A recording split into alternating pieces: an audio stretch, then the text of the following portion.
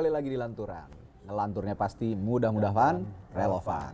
Jangan lupa like dan subscribe. Komentar juga boleh, yang penting baik-baik. Selamat sore, Sore. Pak Selamat Ginting atau Selamat Ginting? Bung. Bung. Selamat Ginting. Bung Selamat Ginting. Halo. Siap. Jadi selamat ya, bukan selamat. Selamat.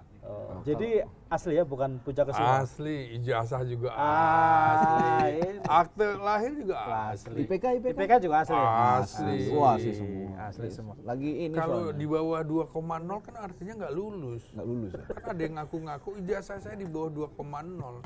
Ijazah Ya, di- artinya memang nggak lulus gitu kan. Iya. Jadi yang dimaksud siapa? Hah? Ada seseorang aktor politik itu. Oh, yang lagi rame ya. Sekarang asli nggak asli lagi rame juga sih. Asli nggak asli bener apa enggak gitu. Jadi Pak Selamat Ginting ya, Bung Selamat Ginting, pengamat militer yang lagi naik daun, bukan naik tank Ulet, ya Pak. ulat Nah, ya? naik daun, kayak ulet seperti. Kayak ulet aja. Oke, dia salah satu sahabat ini yang menarik adalah salah satu yang diundang. Beliau bukan purnawirawan, tapi diundang di acara halal bihalal kemarin ya, Iya. antara Presiden Prabowo dengan para purnawirawan. Wah, Jadi tahu dalam-dalamannya dong. apa isinya? Bagi saya ini sebuah pertemuan yang menarik ya dari sisi komunikasi politik misalnya. Karena kan sebelumnya sudah ada pernyataan dari Forum Purnawirawan Betul. prajurit TNI yang itu ditandatangani oleh 5 perwira tinggi bintang 4. Bintang 4 beneran nih, full, ya. bukan kehormatan. Iya. Bukan tituler juga ya. Bukan tituler, tituler, oke. Kemudian petisi ini isinya 8 poin. Nah, saya membacanya kok 8 poin ya. 8 kan angkanya Prabowo, Iya, 08 ya. 8. Ada Harus pesan 8. Kalau nih. dulu zaman SBY serba 9. Serba 9. Sekarang 8. Ada 8. Nah, terus Kalau saya 9 karena NU. Bintang 9. Bukan PKB ya. Bukan PKB. Lanjut. itu kan minta pertemuan ya. Minta pertemuan kepada Presiden Prabowo. Tapi tidak ditemui. Kan kemarin kalau nggak salah jadinya ketemu juga kan pas sebelum halal bihalal itu kalau nggak salah. Nah, Makanya, sempat itu ketemu kan yang menarik belum. Oke, belum. Saya tuh kebetulan tanggal 9 April itu ke rumahnya Pak Tri, diundang. Sama Pak Tri. Pak Tri tuh ngobrol-ngobrol. Yang anaknya Mungkin baru dia digeser dan ditarik lagi gitu ya. Nah, waktu itu belum ya, 9 April diundang ngobrol-ngobrol. Ngobrol-ngobrol itu kemudian sepekan kemudian pada tanggal 17 April tiba-tiba ada deklarasi itu. 9 April diundang, Saya diundang 9 April. 9 April, Nah, 11 April deklarasi. 17 April. 17 April. Berapa tuh? Selama Sepekan lah Sepekan kira-kira ya, 8 hari. sepekan. Begitu lihat bacaannya, loh hampir sama dengan yang saya obrolin itu. Oh, jangan-jangan Termasuk bahas ini aktor intelektualnya. termasuk ternyata. bahas Gibran. Jadi rupanya Oh. mereka ini sudah bertemu dengan Pak Tri itu dari pertengahan Februari. Mereka itu ya. para Jadi bukan purnawirawan gua itu. aktornya loh. Kan udah ketemu duluan kan. Jadi Tapi sebenarnya waktu itu ngobrol-ngobrolnya tuh Apa sama Pak Tri? serius maksudnya atau cuman sekedar ya obrolan warung kopi lah gitu? serius. Jadi apa kegundahannya Jadi gini Pak kan, Tri ya? saya itu bilang di sejumlah podcast atau stasiun televisi, saya bilang begini, Prabowo kepercayaan dirinya kayaknya kelewat tinggi. Oke. Dia jadi presiden, bintang 4, ya kan, pemegang kekuasaan tertinggi atas angkatan darat, laut dan udara. Kayaknya orang nggak sulit memberikan masukan kepada beliau. Saya bilang, ini sepertinya yang bisa memberikan masukan adalah tokoh senior. Oke. Militer yang paling senior Purnawirawan adalah Tri Sutrisno. Tri. Dan juga di sipil Profesor Emil Salim. Ya. Pak Tri usianya 90, Prof. Emil sekitar 94. Ya. Rupanya itu ditangkap oleh orangnya Prof. Emil Salim, oleh orangnya Pak Tri, kemudian saya diajak. Ya, dibilang kita sarasehan lah, ngobrol-ngobrol. Ngobrolin tentang Undang-Undang Dasar 45, Pancasila, Presiden Jokowi, sampai Jokowi Gibran. masih presiden. Masih dong. Kan saya 9 April kemarin, Oh. 2025 ini, 2025. iya membahas bagaimana Presiden Jokowi dulu. Beliau itu termasuk 10 tahun sebelumnya sudah mengingatkan kepada Megawati tentang figur Jokowi ini. Prabowo Coba yang mengingatkan maksudnya siapa?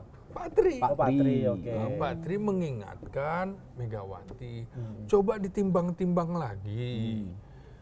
Apa nih yang Untung ditimbang? ruginya. Untung ruginya, oke. Apakah memang sudah punya kapasitas, kapabilitas dan lain-lain untuk jadi pemimpin nasional? Karena ini kan berasal dari kota kecil, kan gitu ya.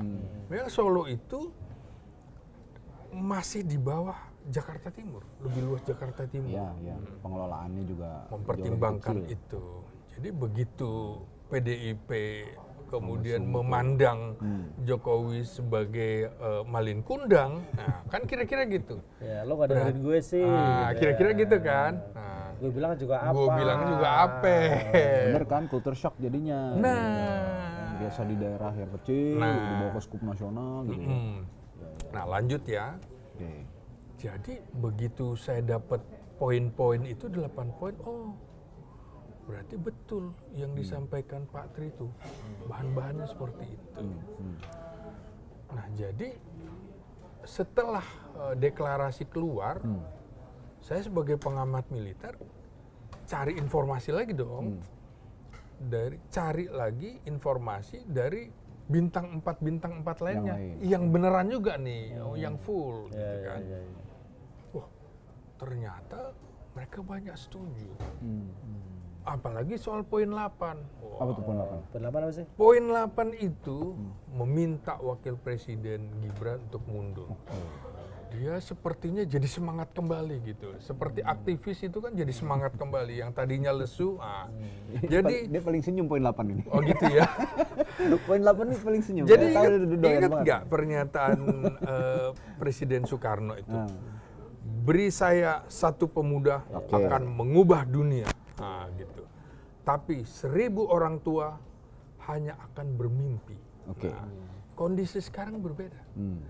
Beri saya orang tua, Trisno, akan mengubah kezoliman. Oke. Tapi 1000 anak muda, dia hanya bermimpi menjadi buzzer politik, kemudian menjadi komisaris. Tapi Itu gini yang deh, terjadi. Bung Slamet, tapi gini deh, Bung Slamet gini. Kalau tadi dilihat dari pembicaraannya Bung Slamet sama Pak Tri, sama jenderal-jenderal yang lain, ini khususnya Pak Tri ya, kok saya melihatnya kayaknya Pak Tri ini seperti memberikan masukan atau saran supaya Pak Prabowo ini jangan terus berada di bayang-bayangnya Pak Jokowi gitu ya? Oh, iya. Kira-kira begitu ya? Iya, iya. Pesannya seperti itu? Bacanya. Jadi saya ikuti Pak Tri, kebetulan saya jadi wartawan itu pada waktu Pak Tri itu jadi pangap gitu ya. Jadi, Panglima Brio jadi gitu sekitar ya, 91-an saya jadi wartawan, tapi belum purna ya kan. Iya, Kan. iya. Nah jadi gini, pada era SBY, Pak Tri juga rajin memberikan masukan ke MPR, Oke. terutama soal GBHN. Nah, kalau sekarang program jangka pendek, jangka menengah yang dilakukan oleh pemerintah, itu kesannya untuk eksekutif aja. Tidak untuk kepentingan Yang lebih luas. Sampai sekarang, saya bilang, itu kan pimpinan MPR itu rajin mengunjungi Pak Tri. Tapi Coba lihat sebentar, sikap. Pak gini, apa sebentar, Bung Slamet. Saya mau tertarik agak mundur ke belakang. Ini kan Bung Slamet kan sempat sebelum ada petisi itu atau kumpul-kumpul itu kan sempat diajak ngobrol sama Pak Tri. Sebenarnya apa kegundahan Pak Tri satu dengan kondisi Indonesia hari ini, satu, dan kenapa ada keinginan Purnawirawan agar Gibran dimakzulkan atau disuruh mundur? Saya kira begini ya, ini fenomena baru hubungan sipil militer, termasuk Purnawirawan itu kan udah sipil, Ya. kan? Walaupun alma maternya dari akademi militer segala macam. Kalau kita alma maternya dari perguruan tinggi negeri atau swasta beneran ya lulusnya gitu kan. Nah, Asli tapi ijazahnya, ya. asli ijazahnya. Jadi saya melihatnya begini, Pak Tri ini kan November ini usianya 90 tahun. penanda tangan itu rata-rata 70 tahun ke atas. 70, 80 sampai 90. Mereka merasa kalau purnawirawan kira-kira begini. Sebelum tembakan salvo terakhir, saya tetap harus berbuat. Sama dengan orang hukum kira-kira ya. Oke. Sebelum langit runtuh, saya tetap harus menegakkan keadilan. Itu sebenarnya jadinya trompet perang yang ditiup oleh Pak Tri. Mengingatkan kembali, kau kembalilah ke jati diri. Ada yang nggak beres di negeri ini. Jadi, terutama menurut saya, kekhawatirannya masuk akal. Soal apa? Politik dinasti. Oke. Ini Itu kan arahnya mulai terkait kebaca. dengan politik dinasti gitu loh. Jadi dia mengingatkan gitu. Ini bukan pesan, usul gitu loh. Usul ya sudah, lu mau pakai mau enggak, yang penting gua udah usul. Tapi pertanyaannya gini Pak, kalau misalnya mereka melihat bahwa ada yang nggak beres dengan sosok Gibran gitu ya.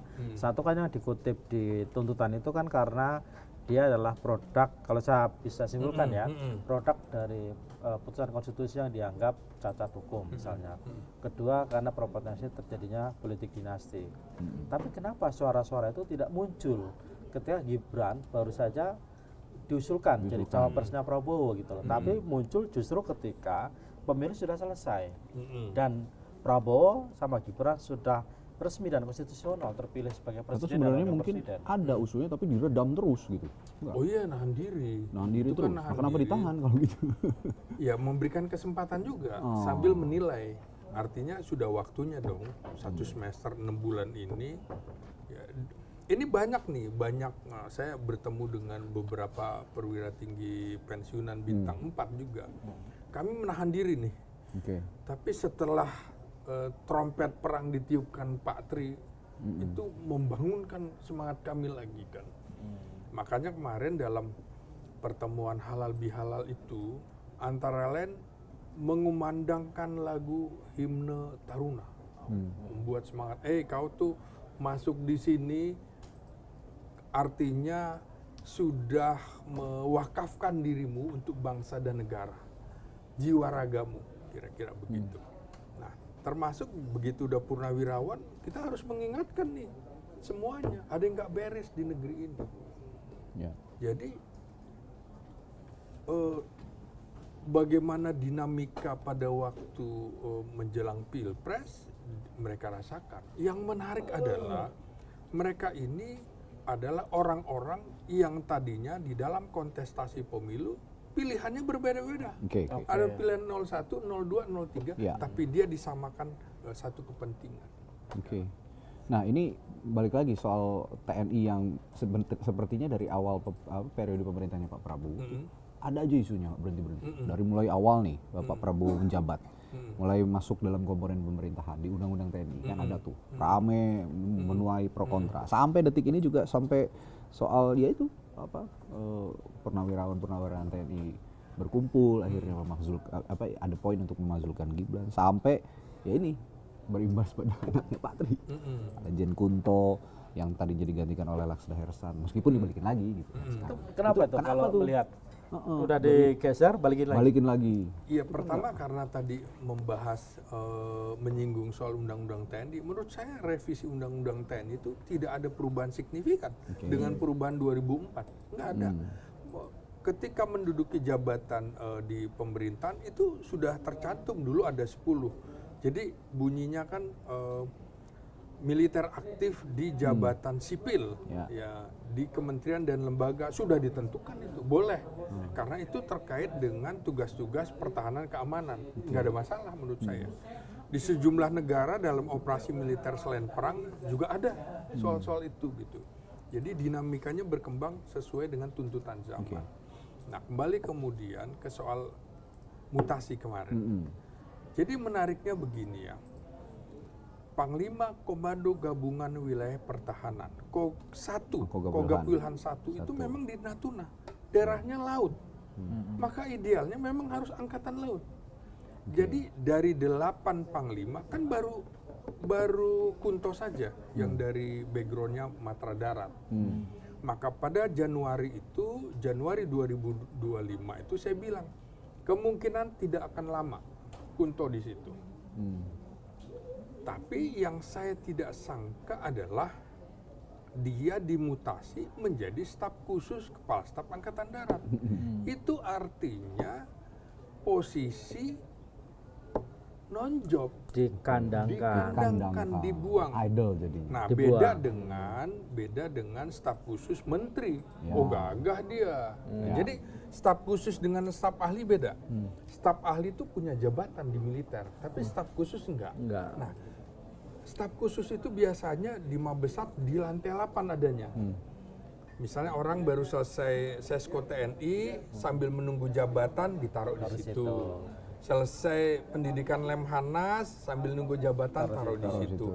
Orang yang bermasalah mau diadili secara hukum itu juga di situ. Nah, ini kan seperti penghukuman terhadap. Padahal nggak Dan pernah itu bersalah. terjadi nggak lama setelah deklarasi para purnawirawan Nah, itu. jadi wajar ada persepsi demikian ya. Yang menarik adalah kenapa itu ditaruh di jabatan pembuangan, artinya non-job, dibuang istilahnya. dibuang. Lalu yang menggantikan adalah Laksamana Muda Hersan yang sebelumnya Panglima Komando Armada 3 di Papua. Armada. Siapa Hersan? Bekas ajudan Presiden Jokowi 2014 sampai 2016. Bekas sekretaris militer Presiden Jokowi. Nah, dia ini lulusan Akademi Angkatan Laut 1994. Ya. Banyak yang pernah menjadi Panglima Komando Armada, baik Armada 1, Armada 2, Armada 3, belum posisi Kogab Wilhan. Masih jadi asisten operasi Kasal sekarang. Itu lebih senior daripada Hersan. Masih jadi asisten perencanaan dan anggaran Kasal.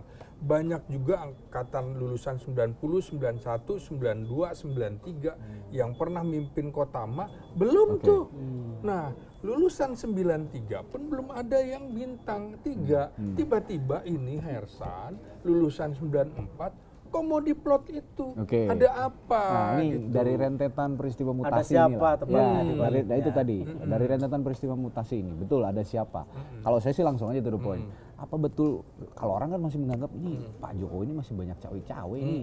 Nah, apakah, saya sih langsung aja ngarahin, apakah betul itu sudah cawe-cawenya itu Termasuk sudah masuk ngurusin militer, pergeseran politisasi militer lah jadinya. Ini kan harus bisa dibuktikan dan pasti kalaupun ia nggak ngaku kan, kan begitu. Kan pasti nggak ngaku. Nah, jadi karena saya kuliah di ilmu politik, itu ada teori namanya teori relasi kuasa. Relasi kuasa. Jadi teori relasi kuasa adalah Panglima TNI, Kepala Staf Angkatan Darat, dan Kepala Staf Angkatan Udara, di mana mereka yang harusnya duduk di dalam Wanjakti, ada relasi kuasa Patron klien. dengan Presiden Jokowi. Kan presidennya Prabowo. Relasi kuasa dulu kan. Jadi Ya, itu kan Panglima betapa berpengaruhnya TNI itu tadi. pernah menjadi komandan Paspampres dan juga Dandim di Solo. Pada saat Jokowi menjadi wali kota, dia Dandimnya. Sama dengan Kapolri kan, pernah menjadi Kapolres Solo. Ya. Nah, Kasat juga begitu. Kasat pernah menjadi Komandan Paspampres era Jokowi, Komandan Grup A Paspampres Jokowi. Kasau juga gitu, pernah menjadi ajudan Presiden Jokowi, sekretaris militer Jokowi, dan dia istrinya sebelumnya wafat, kemudian nikah lagi dengan famili dari Ibu Iriana Jokowi. Nah, ini lulusan 1993 yang udah bintang 4. Jadi kira-kira Panglima TNI, Kasat, Kasau, ya kan kira-kira gitu. Ada relasi kuasa. Selain teori relasi kuasa, kan ada teori patron klien juga. Patron kan? klien. Patron memberikan jabatan, memberikan pangkat, memberikan kesejahteraan, fasilitas. Klien apa tugasnya? Memberikan loyalitas. Nah, sehingga Jadi ini patronnya siapa, kliennya siapa nih? iya, Iya, patronnya adalah Jokowi. Oke. Mereka sebagai klien. Pura-pura aja. Ya.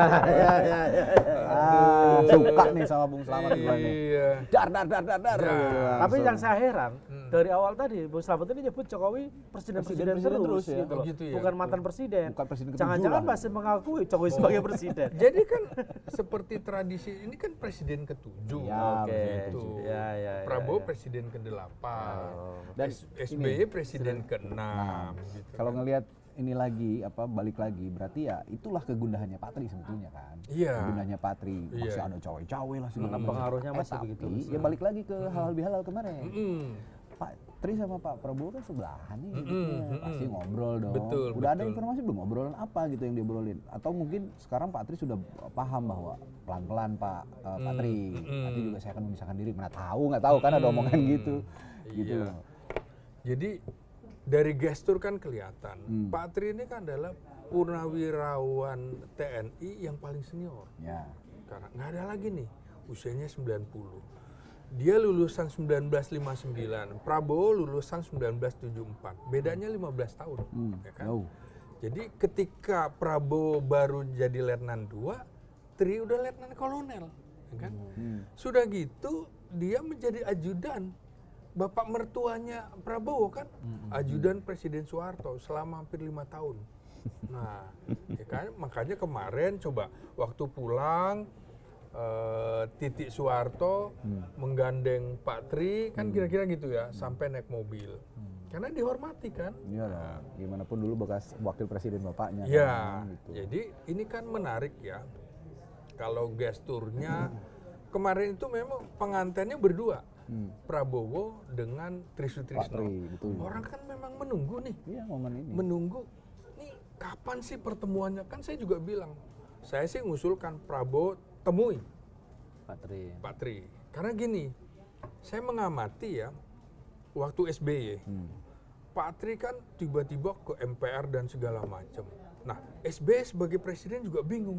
Ini Pak Tri ini maksudnya apa nih? Nah, dia utuslah Panglima TNI waktu itu, Marskal Joko Suyanto. Beserta misalnya Kapuspen, Fuad Basa, dan lain-lain. Coba ke rumahnya Pak Tri, minta penjelasan maksudnya apa. Itu kan bagus tuh, tidak dilakukan oleh Prabowo kan? Iya. Setelah dapat penjelasan, oke. Kalau gitu kita atur pertemuan. SBY bertemu dengan Pak Tri. Nah, ini kan ditunggu-tunggu nih. Nah, momennya saya kira bagus juga halal bihalal kan.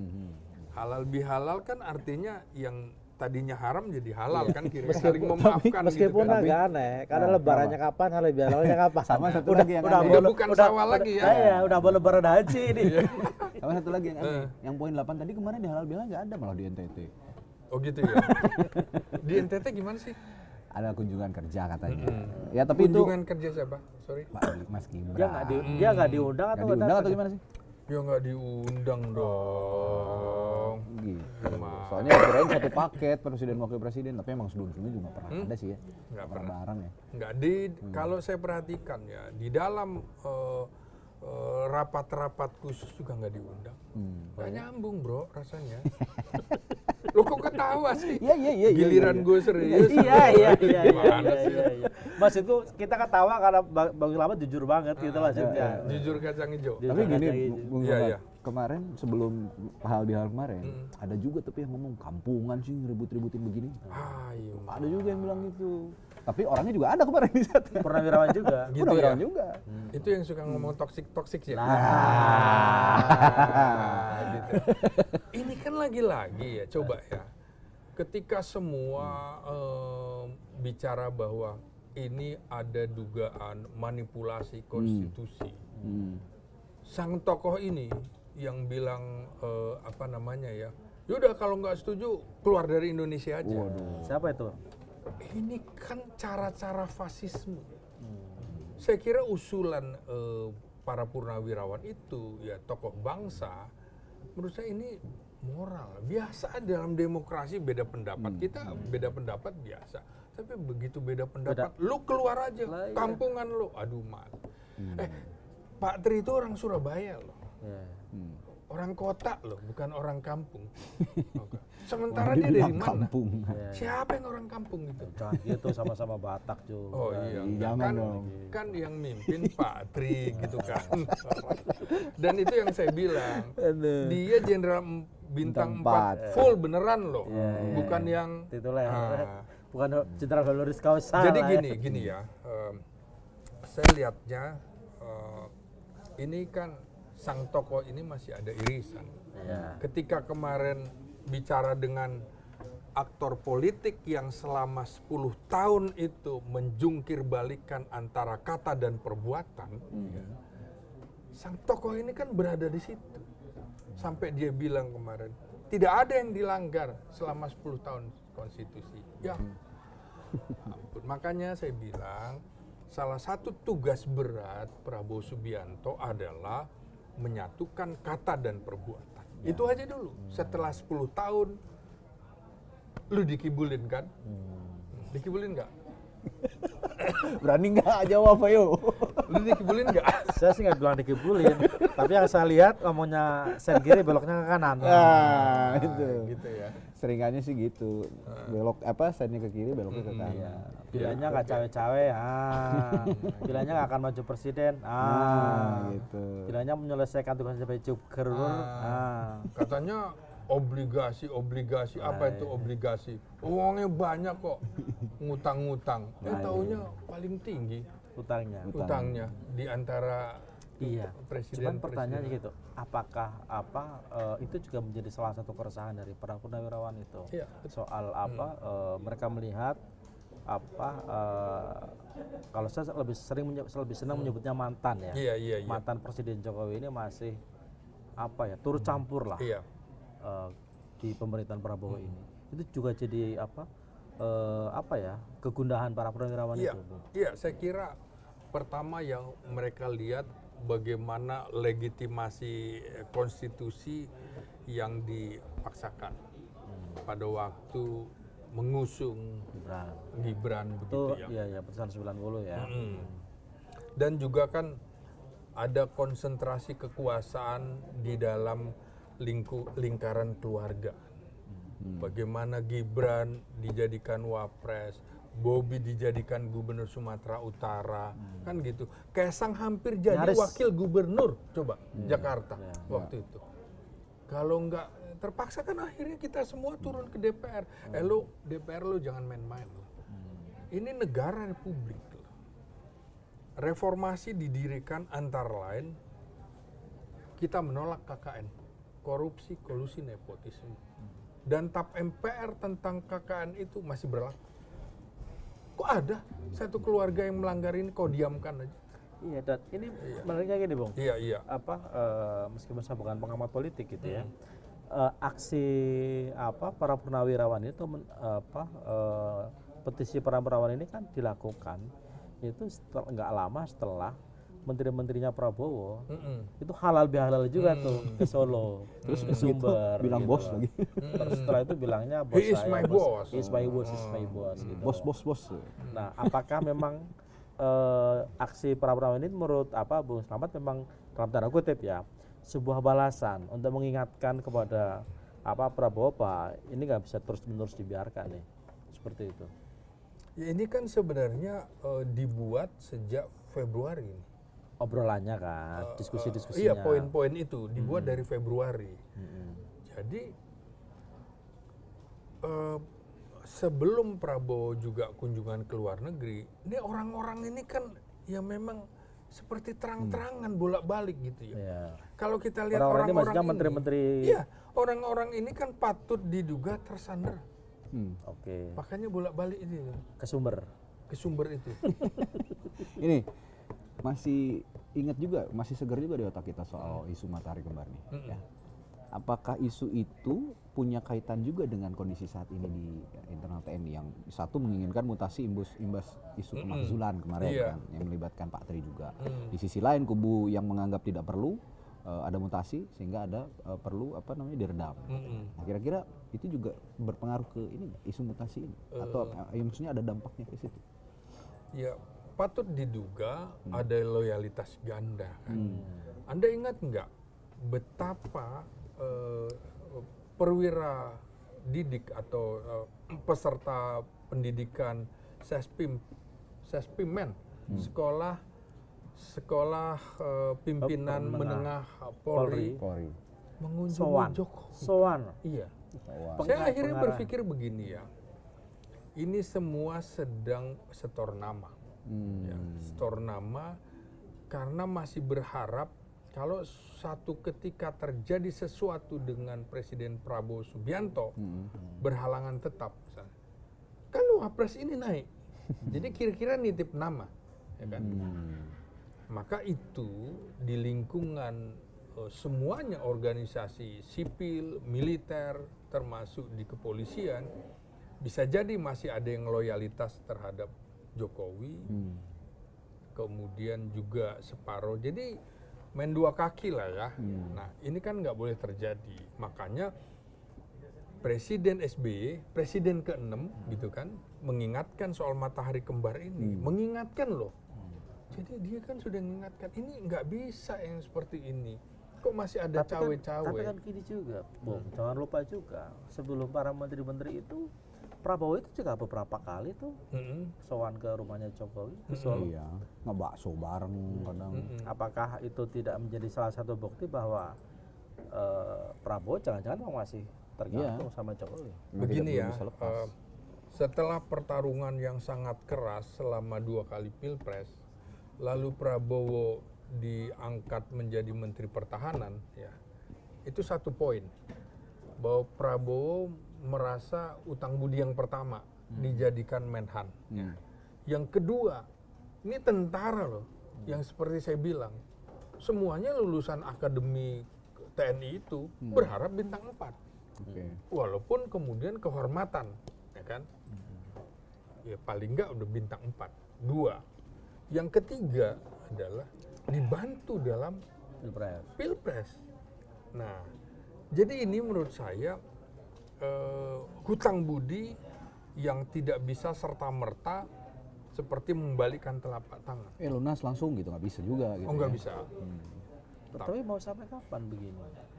Ngeri juga soalnya kalau terus-terusan begini. Oh iya, saya kira Prabowo punya langkah,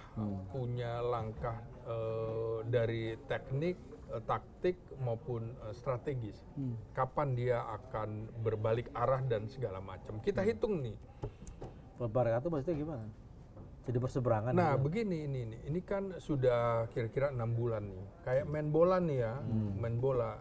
Prabowo ini terlalu banyak goceknya. Muter-muter nggak nendang-nendang ke gawang. Salah-salah nanti bolanya diambil pemain lawan. Kemudian menjadi gol sendiri. Pemain lawannya siapa? Pemain lawannya pura-pura nggak tahu lagi kan? Enggak, saya nggak tahu apa dari Bang Slamet nih. Ya tentu saja ini kan dalam pertarungan politik tetap saja Prabowo ada bertarung dengan Jokowi. Oh gitu. Nah ini kan musuh dalam selimut kan kira-kira gitu. Kan Jokowi tidak musuh. bisa Anda buka selimut emang langsung begini kan pelan-pelan juga dari bawah. Intip dulu gitu ya. Dari bawah. Saya ingin menegaskan berarti Jokowi itu musuh dalam selimutnya Prabowo begitu. Iya, bagi saya.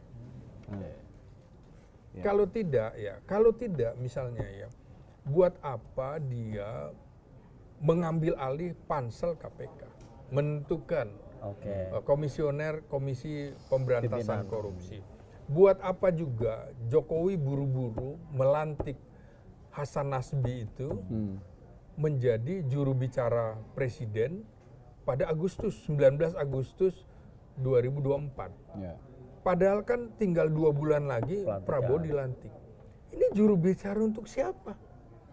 Menurut saya etika politiknya Jokowi itu nggak ada. Ini kan harusnya seperti itu. Sama dengan betapa Hasan Nasbi juga itu nggak tahu malu. Makanya menurut saya dia tidak diberikan akses. Kalau udah mundur. Juru bicara tapi tidak diberikan akses. Makanya blunder-blunder terus. Artinya apa? Tidak diberikan akses. Oh, Prabowo nggak percaya dia. Tapi kok dia mundur nggak dikasih sama Prabowo katanya? Bung, ini kan budaya basa-basi Jawa, Bung. Oke. Nah, jadi begini ya. Mentang-mentang bukan orang Jawa. Nah, gitu. Jadi kan kira-kira gini ya, ketika Prabowo sudah menunjuk Menteri Sekretaris Negara, Ya. Wakil Menteri Sekretaris Negara, Wakil Menteri Komunikasi Digital, menjadi juru bicara. Artinya gimana sih menerjemahkan, lu tuh udah nggak gue butuhkan. Ya. Kemudian dia mundur, kan mundur nih. Saya tadinya berharap dia sebagai orang Minang seperti Muhammad Hatta mengajukan pengunduran diri kepada Presiden Soekarno karena nggak cocok, mundur, kan? Bung Karno mengulur-ulur waktu terus, mengulur-ulur waktu terus, kemudian meminta Hatta tetap kembali jadi wapres. Dia menunjukkan bahwa ini adalah emas 24 karat. Dia tunjukkan integritasnya. Nah, kemudian dalam kasus Hasan Nasbi ini, Artinya Hatta tetap mundur gitu kan, Mundur. meskipun ditahan kan. betul mundur kan. Padahal itu tawarannya wapres ya. Iya, memang wapres tetap nggak mau kan. Nggak mau, Hasan Nasbi yang orang Minang seperti juga Muhammad Hatta ini menunjukkan bahwa dia kaleng-kaleng. Kalau tadi emas 24 karat, ini kaleng-kaleng karatan. Kok tiba-tiba masuk lagi? Oh iya serius nih saya bilang. Gitu. Bang Hasan yang masih ngomong, butuh jabatan Bung Iting kalau kali. bukan saya loh ya. Iya, saya kira gini kan harusnya walaupun gini ya, masa lebih ngerti Miftah sih? Minta mundur ya utusan khusus, tapi Prabowo minta jangan mundur. Dia tahu bahwa itu basa-basi. Padahal Dia tetap mundur. damage-nya sama ya. Iya, pesannya kan sama. Mungkin Miftah orang Jawa paham itu. Nah ini masa sih nggak ngerti budaya politik Jawa gitu kan? Iya. Tapi sama itu saya mau nanya juga Bang Slamet Giting.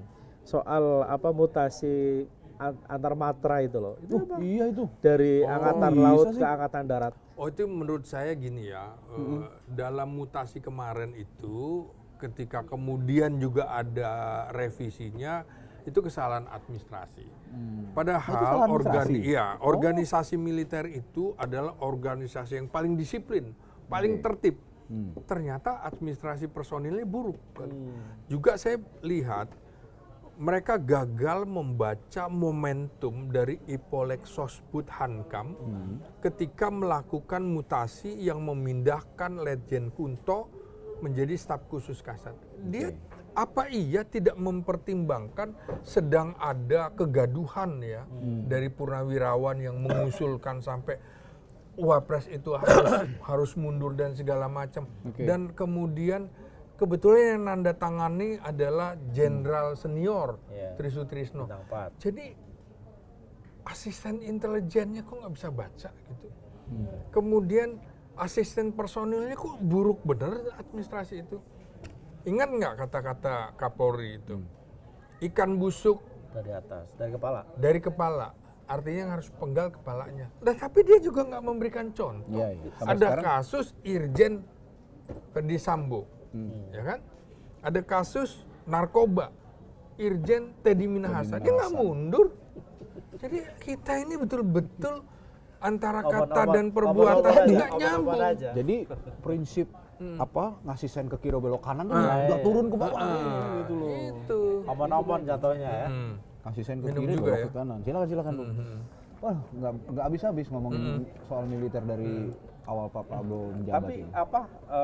gini, saya tertarik ketika tadi Bung Slamet mengatakan bahwa Jokowi ini sebenarnya adalah musuh dalam selimutnya Prabowo. Menurut Mas Slamet, Prabowo menyadari itu. Begini ya, dalam diri Prabowo itu ada DNA Jawa, ada DNA Sulawesi Utara ibunya kan. Ya. Sekarang dia sedang memainkan budaya politik Jawa. Katanya orang Jawa itu jatuhnya pada saat di pangku, ya kan?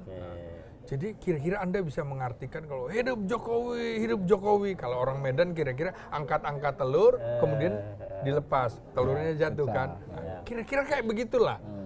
Jadi memang saya yakin nih, kayaknya ini nggak sabar nih ya. Nggak sabar ya. Loh enggak, saya nggak tahu bukan nggak sabar. Oh gitu ya. Makanya nanya. Itu mau sampai kapan tadi kan ditanya. Lah iya. Iya. Karena yang kelihatan kan ada semacam dependen gitu ya, ada rasa ketergantungan dari Prabowo, entah itu ketergantungan, entah itu karena Prabowo sedang membalas budi gitu loh. Tapi yang tampak kan seperti itu, makanya sampai ada istilah matahari kembar, seolah-olah ada dua pemimpin di negeri ini gitu loh. Nah, makanya kan agak aneh ketika menurut saya agak aneh ketika Bu Slamet mengatakan bahwa Jokowi adalah musuh dalam selimutnya Prabowo dan Prabowo nyadari itu gitu loh. Kalau Prabowo nyadari itu kenapa nggak dalam tanda kutip gitu loh ya, ada langkah-langkah misalnya antisipatif misalnya. Saya kira ada lah. Kan tidak semua harus dibuka gitu. Atau Kan. jangan-jangan Kayak kita main kartu, masa sih kita perlihatkan ke lawan? Kan enggak gitu. Atau jangan-jangan deklarasi para penawar itu adalah bagian dari itu. Why not? Oh. Apakah kemudian ada larangan dari Prabowo? Enggak ada tuh. Nggak ada ya. Kan menarik juga adalah yang diutus untuk menjadi juru bicara dalam kasus itu kan Wiranto. Wiranto siapa sih?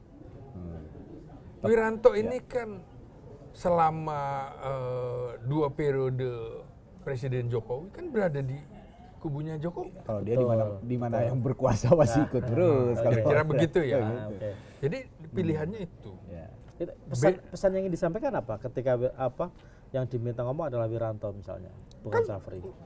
Nah, Safri ketika ditanya wartawan kan menghormati. Iya. Menghormati kan, tidak menolak kan. Kalau yang menolak keras siapa sih? Agum. Siapa sih Agum? Agung Gumelar. Agung Gumelar kan juga gitu. Di selama 2 periode kepemimpinan Jokowi berada di kubu Jokowi. Di antara 7 anggota Dewan Kehormatan Perwira yang dulu dalam tanda petik memeriksa Prabowo Subianto, yang lain nggak banyak cakap, cuma Agum aja kan.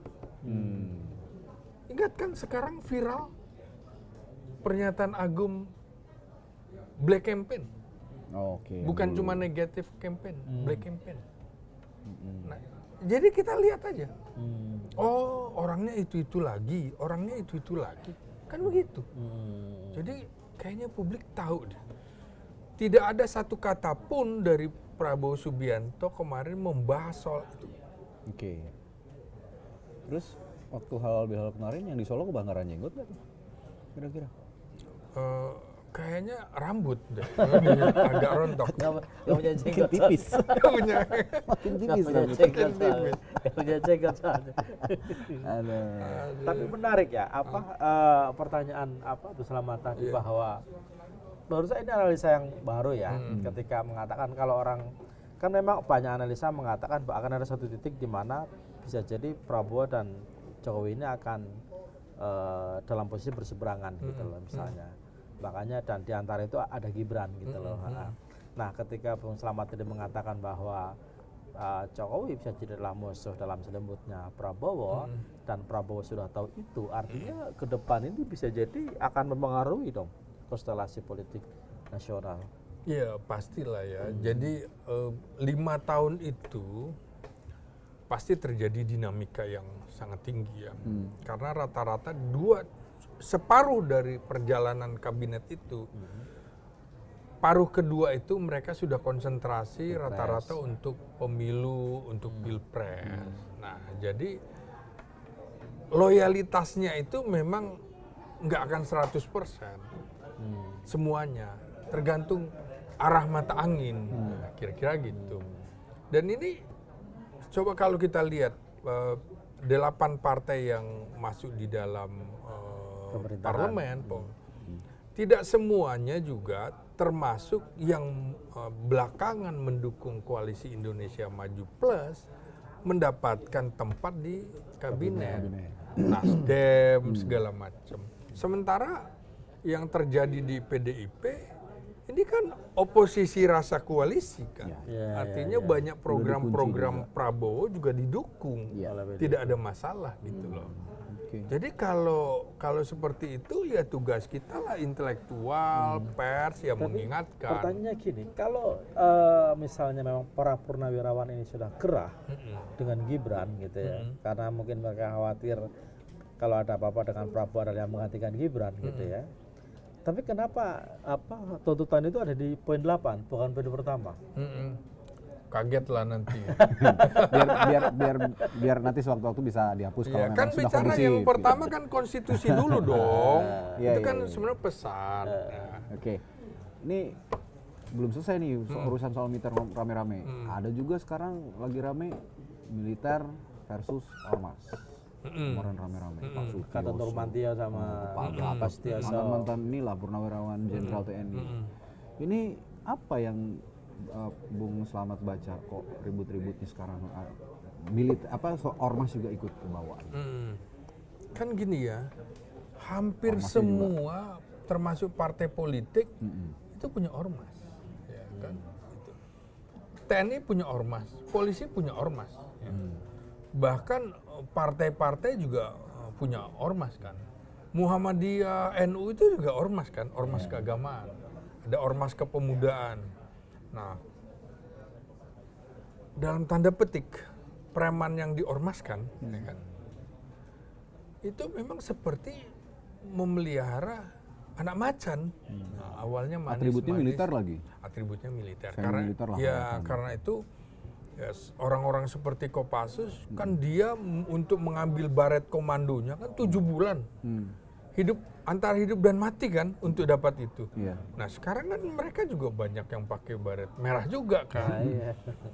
Dan pakaian-pakaian loreng sehingga orang-orang asing melihat tentara Indonesia banyak banget ya gitu kan. Ini bajunya Saya juga mirip-mirip. kalau lagi ke luar negeri gitu, kalau ada yang loreng dikit itu tentara apa ya, tentara apa. Begitu juga orang iya, kita, iya, orang iya. asing di sini ya. Saya kira itu Apa mesti nih? mesti ditertibkan juga ya, mesti ditertibkan. Jadi soal pernyataan yang menurut saya sih kacang lupa akan kulitnya ya, kasus Hercules misalnya kan. Dia dulu orang yang membantu, kemudian dia juga dibantu sampai dibawa ke Jakarta. Saya kira nggak boleh kacang lupa akan Yang kacang ini yang kulitnya. mana, yang kulitnya yang mana nih?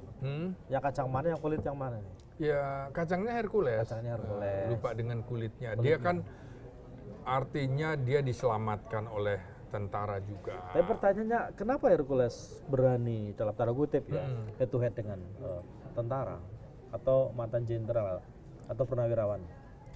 Bung, kayaknya otak kita agak beda dengan otak dia deh. Jadi nggak sampai juga. Oh gitu ya? Otak dia nggak sampai, otak kita juga nggak bisa. Anda harus menurunkan derajat IQ Anda supaya bisa memahami itu. Oke. Supaya dia juga harus juga nih. meningkatkan level IQ. Ntar digeruduk sama GRIB kita. Ya. Iya kan, begini loh. Pendidikannya agak kurang. Iya. Gitu. Jadi tapi gini kadang-kadang deh, kita Bung Slamet, tapi gini maklumi. deh.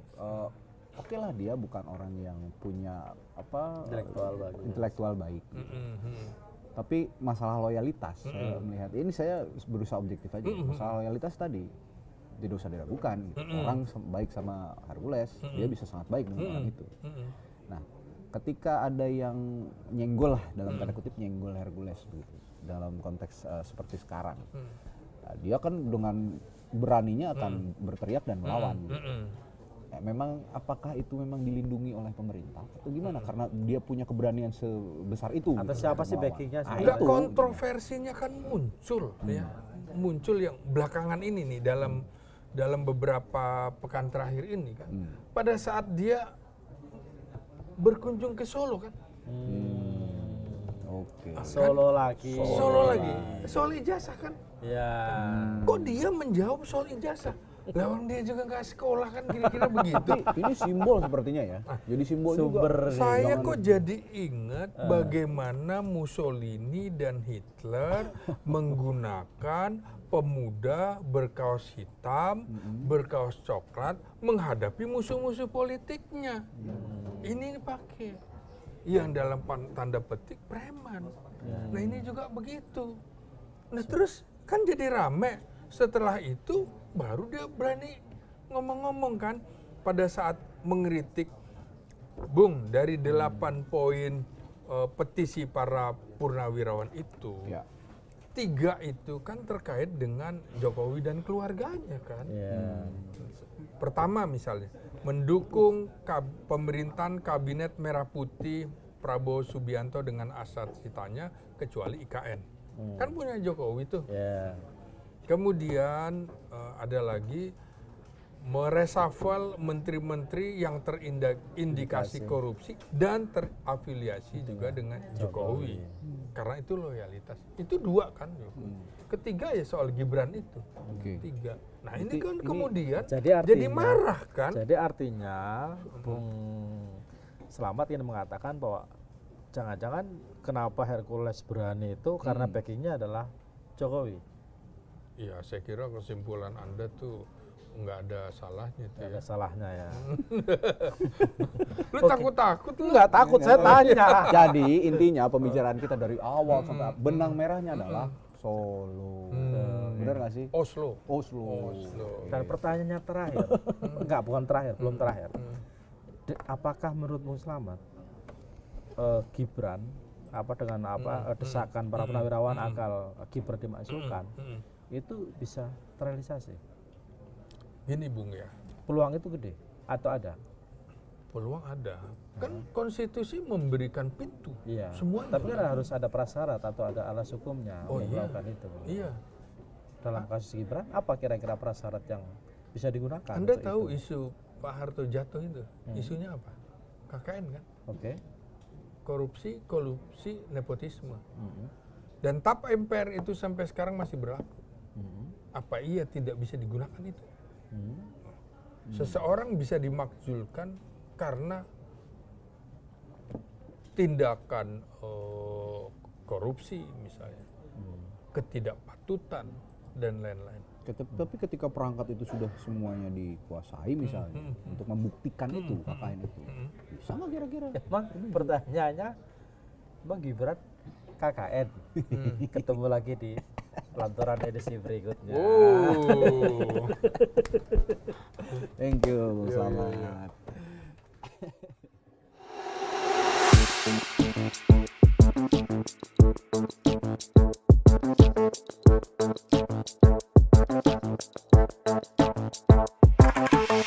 Thank you.